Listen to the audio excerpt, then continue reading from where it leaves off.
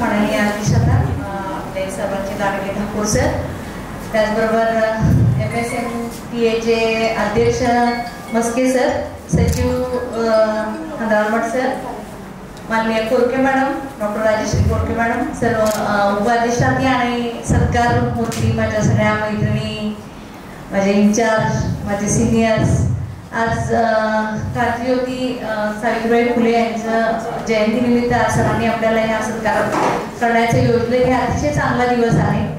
मला फक्त एवढं सांगायचं आहे की ज्या साऊनी आपल्या अंगावरती शेणाचे गोळे घेतले, आज त्या शेणाच्या गोळ्याची फुलं झाले म्हणायला काही हरकत नाही.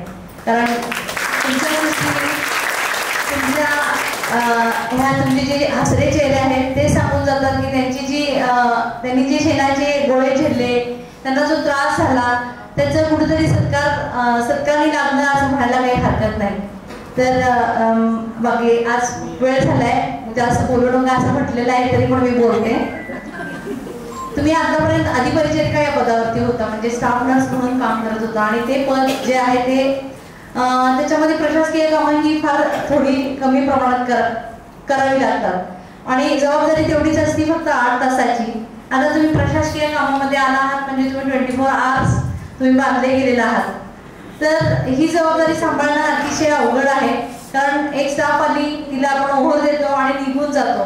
पण यामध्ये तुम्हाला आता जी काही नोंद आहे, डॉक्युमेंटेशन आहे, त्या सगळ्यांच्या नोंदी तुम्हाला अतिशय चांगल्या रीतीने ठेवणं आवश्यक आहे.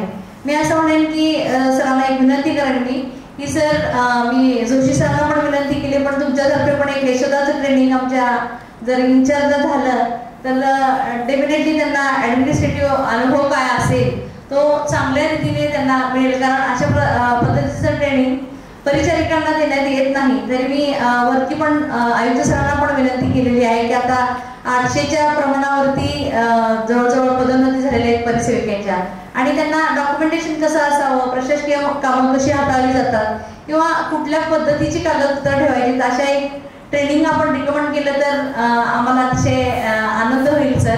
तर या निमित्तानं मी तुम्हाला विनंती करते आणि सर्वांना अभिनंदन. कारण वेळ झालाय, तुम्हाला पण म्हणाले की मी जास्त बोलू नका, त्या पद्धतीनं मी थोडंच बोलते आणि मला बोलण्याची आयोजकांनी संधी दिली त्याबद्दल धन्यवाद.